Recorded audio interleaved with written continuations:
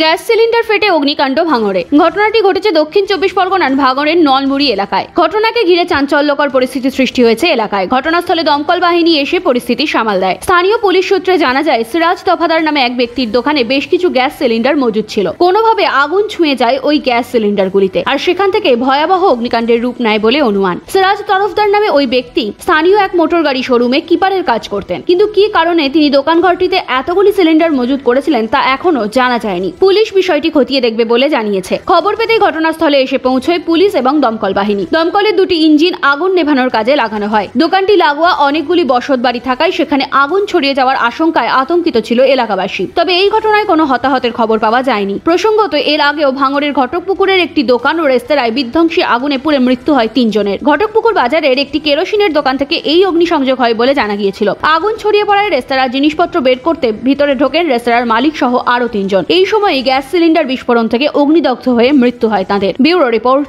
NBTV।